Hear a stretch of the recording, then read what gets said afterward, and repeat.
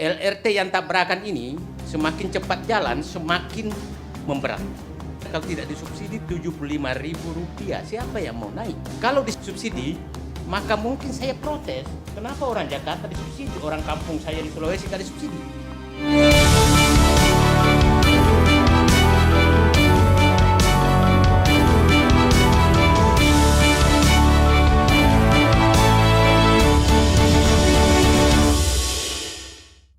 Saya sih berharap pemerintahan apapun ke depan itu sebaiknya banyak juga menggunakan telinga, gitu. Jangan hanya menggunakan telunjuk, karena telinga itu penting dari orang-orang yang seperti Rocky Gerung ini tidak pernah digaji tapi teriak terus, ya dengerin aja, karena belum tentu salah juga. Jadi, nah yang problem sekarang adalah, ya saya senang yang datang malam ini, istilah saya, mohon maaf agak kasar, pemaki istana gitu. Jadi kadang kalau datang yang itu coba siapapun yang datang dimaki. Jadi kita ini seakan-akan orang di luar istana ini adalah orang yang siap dimaki apa saja. Keluarlah istilah otak sungsang apa segala itu menurut saya membuat kohesivitas sosial semakin menjadi-jadi dan menurut saya istana harus menyadari hal seperti ini. Jadi janganlah menganggap bahwa orang di istana, orang berkuasa itu kastanya lebih tinggi daripada orang yang di luar. Itu kastanya sama saja, cuma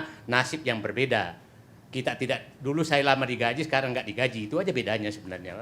Pemikirannya sama saja. Jadi menurut saya, kita tidak tahu juga besok-besok yang di dalam ini di luar kan sama aja gitu. Jadi janganlah karena di dalam itu merasa kastanya lebih tinggi sehingga mulut apapun yang boleh keluar itu seenaknya saja. Otak sungsang lah, apalah macam-macam yang keluar itu. Dan lucunya itu dari istana.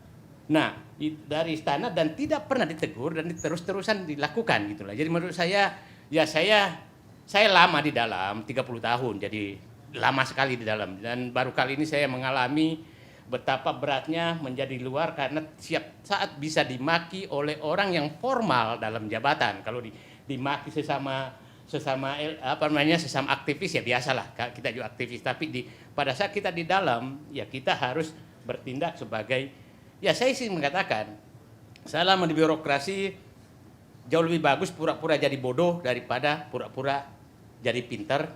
Kan kalau jadi bodoh maka saya dapat ilmu, pura-pura jadi bodoh. Kalau saya jadi pintar maka semua orang tidak akan memberikan ilmunya kepada saya. Nah itu saya pikir nasihat saya kepada teman-teman yang masih di dalam. Jadi saya hanya mengingatkan Bung Arya, malam ini karena perdana saya menitip pesan saja. Hati-hati betul dengan utang BUMN jangka pendek. Karena perkiraan saya 2020 sampai 2021-2002 itu ada utang BUMN yang jatuh tempo sekitar 600 triliun. 600 triliun dalam 2 tahun. Nah, itu sangat berat. Dan saya paham tidak mungkinlah PLN menaikkan pendapatan. Karena kalau dia menaikkan pendapatan terlalu tinggi, maka pasti teman-teman DPR, rakyat akan berteriak. Karena bukan peningkatan karena penambahan kapasitas orang menambah listrik, tapi karena pasti menaikkan tarif. Nah, Pertamina pasti juga agak berat. Jadi hampir semua BUMN konstruksi saya yakin betul bahwa belum kembali. Kenapa? Puncaknya BUMN konstruksi menghadapi masalah dan BUMN konstruksi menghadapi masalah adalah 2022. Kenapa? Pada saat itu hampir semua infrastruktur tidak layak. Yang tidak layak itu sudah selesai.